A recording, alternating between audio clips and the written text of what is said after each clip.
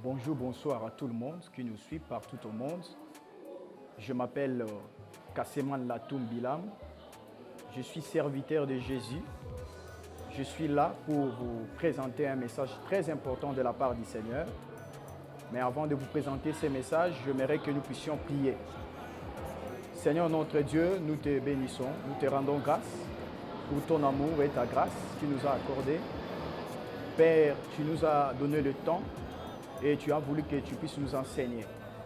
Nous te demandons, oh Dieu, au travers de cette parole, que tu nous parles au plus profond de nos cœurs, que tu nous instruis et que ta parole nous transforme et que ta parole nous impacte et que ta parole, Seigneur, nous corrige. Au nom de Jésus. Amen. Merci pour votre attention. Merci pour vous avoir abonné dans ces chaînes. Notre message s'intitule « L'un de ses plus petits ». Voilà le thème, « L'un de ses plus petits ». Je vais vous demander à lire avec moi dans l'Évangile selon Matthieu, chapitre 25, versets 31 à 46. Je lis au nom du Seigneur Jésus. Lorsque le Fils de l'homme viendra dans sa gloire avec tous les anges, il s'assiera sur le trône de sa gloire. Toutes les nations seront rassemblées. Devant lui, il séparera les uns d'avec les autres, comme le berger sépare le brebis d'avec le bouc. Et il mettra le brebis à sa droite et le bouc à sa gauche. Alors, le roi dira à ceux qui seront à sa droite, « Venez, vous qui êtes bénis de mon Père, prenez possession du royaume qui vous a été préparé de la fondation du monde. Car j'ai eu faim et vous m'avez donné à manger. J'ai eu soif et vous m'avez donné à boire. J'étais étranger et vous m'avez recueilli. J'étais nu et vous m'avez vêtu. J'étais malade et vous m'avez visité. J'étais en prison et vous êtes venus me voir. » Les justes lui répondront, « Seigneur, quand avons-nous vu avoir faim et t'avons-nous donné à manger, ou avoir soif, t'avons-nous donné à boire ?» 38. Quand avons-nous vu étranger et t'avons-nous recueilli, ou nu t'avons-nous vêtu? Quand avons-nous vu malade ou en prison et sommes-nous allés vers toi? Et le roi leur répondra, je vous l'ai dit en vérité, toutes les fois que vous avez fait ces choses à l'un de ceux plus petits de mes frères, c'est à moi que vous les avez faites. Ensuite, il dira à ceux qui seront à sa gauche, retirez-vous de moi, maudits, allez dans le feu éternel qui a été préparé pour le diable et pour ses anges. Car j'ai eu faim et vous ne m'avez pas donné à manger. J'ai eu soif, vous ne m'avez pas donné à boire. J'étais étranger et vous ne m'avez pas recueilli. J'étais nu et vous ne m'avez pas vêtu. J'étais malade et en prison et vous ne m'avez pas visité. Ils répondront aussi, Seigneur, quand avons-nous vu ayant faim ou ayant soif, ou étranger, ou nu, ou malade, ou en prison, et ne t'avons-nous pas assisté? Et il leur répondra, je vous l'ai dit en vérité, toutes les fois que vous n'avez pas fait ces choses à l'un de ces plus petits, c'est à moi que vous ne les avez pas faites. 46. Et ceux-ci iront au châtiment éternel, mais les justes à la vie éternelle. Amen. Bien-aimés, dans ces passages que nous venons de lire, le Seigneur Jésus décrit la scène du grand jour du jugement. Alors qu'il s'est tenu sur le mont des Oliviers, les disciples sont venus le voir. Ils voulaient savoir quels seront les signes de son avènement. Et le Seigneur montra à ses disciples que sa décision finale pour toute l'humanité dépendrait d'un seul facteur. Il dit, quand les nations seront rassemblées devant lui, il y aura deux classes. À ce temps-là, deux classes devant le Seigneur. La Bible dit, l'une à gauche, l'autre à droite. Deux classes dont leur destinée sera déterminée par ce qu'il aura été fait ou négligé par rapport à lui. Lui, c'est qui? Par rapport à Christ. Dans sa personne, de pauvres et affligés. Les seigneurs ne rassembleront pas les nations pour parler de son œuvre rédemptrice, ce qui m'étonne. Les seigneurs devaient rassembler les nations pour leur parler de ce qu'il a fait, de son œuvre rédemptrice. Il est monté sur la croix, il est enseveli, il est ressuscité. Pourquoi vous n'avez pas crié? Non. Mais les seigneurs rassemblent le peuple pour déterminer la destinée de chacun par rapport à ce qui n'aura pas été fait dans sa personne sur les affligés et les pauvres. Et bien aimé dans le Seigneur, vous allez comprendre avec moi, dans le verset 35, qu'est-ce que le Seigneur dit? Le Seigneur dit, car j'ai eu faim et vous ne m'avez pas donné à manger. J'ai eu soif et vous ne m'avez pas donné à boire. J'étais étranger et vous ne m'avez pas recueilli. J'étais nu et vous ne m'avez pas vêtu. J'étais malade et vous ne m'avez pas visité.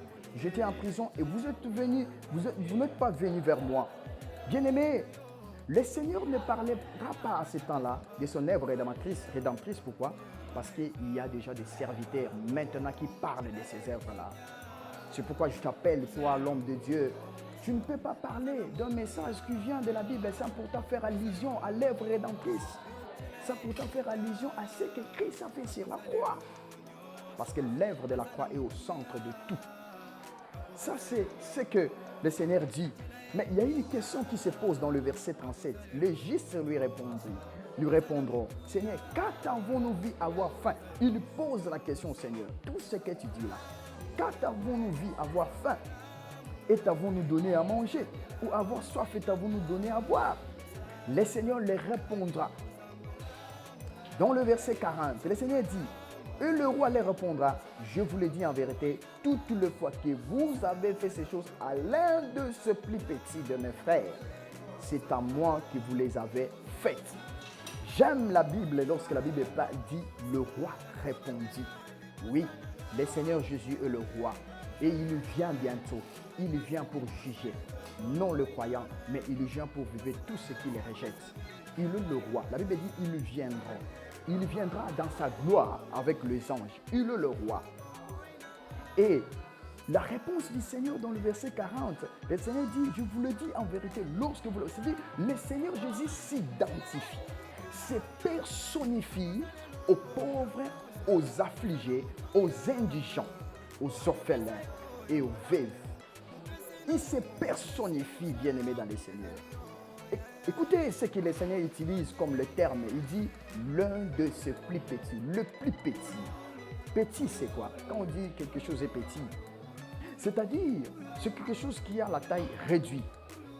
Mais dans le contexte que le Seigneur emploie, dans le sens du texte, le Seigneur veut simplement dire celui qui est faible, celui qui est médiocre, petit, celui qui manque d'abondance, celui qui est moins considéré, moins important, inconsidérable.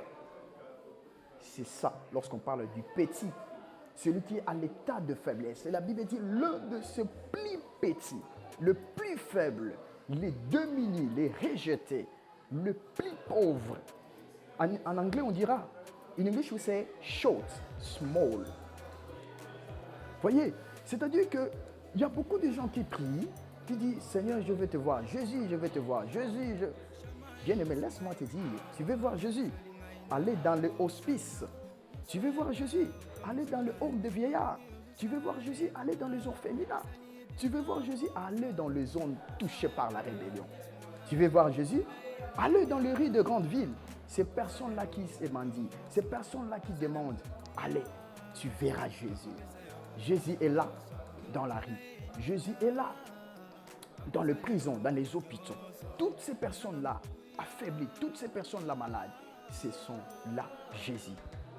Le verset 46, la Bible dit, dans le verset 46, et dans le verset 46, partie B, il dit, mais les justes a la vie éternelle. Les justes a la vie éternelle, la récompense. Là, le Seigneur parle maintenant de la récompense de tout celui qui pense à ces personnes-là démunies, de tout ce qui pense à ces hommes faibles.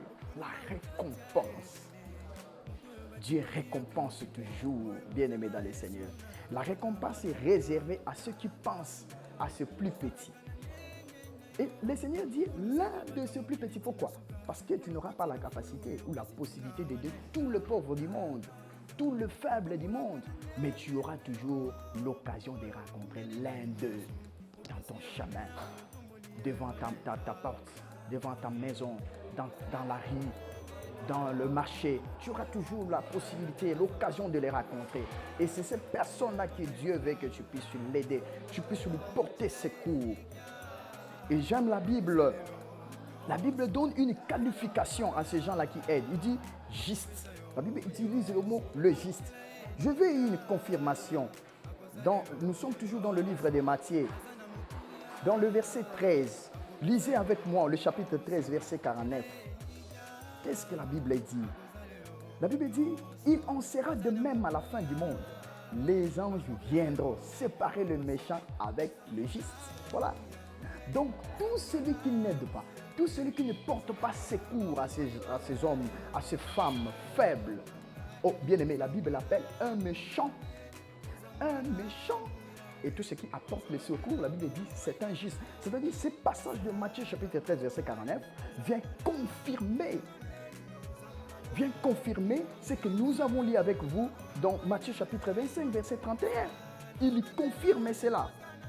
Et nous remarquons dans ces passages que ceux-ci seront loués. Ces gens-là, qui sont à droite du Père, à la droite du Seigneur, seront loués au jugement de Christ. Non parce qu'ils sont très versés dans la connaissance théologique. Vous savez, il y a des gens, lorsqu'ils font la théologie, ils construisent une grande église, ils disent, bon voilà, je fais un travail. Mais la Bible dit, le jour du jugement, ce n'est pas ces personnes-là, ce genre de personnes qui seront louées devant le trône de Christ. Non, ce n'est pas les gens qui ont rempli des stades. Ce soir, je voudrais que tu puisses prendre la décision de ce que le Seigneur t'a donné, que tu puisses aider, que tu puisses aider le pauvre, que tu puisses porter secours aux veuves, que tu puisses porter secours aux démunis, aux personnes moins considérables, aux personnes qui ne sont pas considérées à la société, à ces enfants de la rue, que tu leur portes secours, bien-aimés. Et ce jour-là, Jésus-Christ, le juge de la terre, te mettra à la droite et tu auras ta récompense. Que le Seigneur, notre Dieu, vous bénisse. Je bénis mon frère qui est derrière les caméras, le frère Daniel. Merci pour votre travail. Je bénis mon frère Aristide Latoum. Je bénis le révérend pasteur Kakot Godelin Latoum. Et je bénis le président de l'ONG Vient à mon secours, M. Kimwanga Jean Racine, qui nous a donné cette opportunité, qui nous a donné l'espace pour présenter ce message. Quant à moi, je vous dis au revoir et à la prochaine. Merci.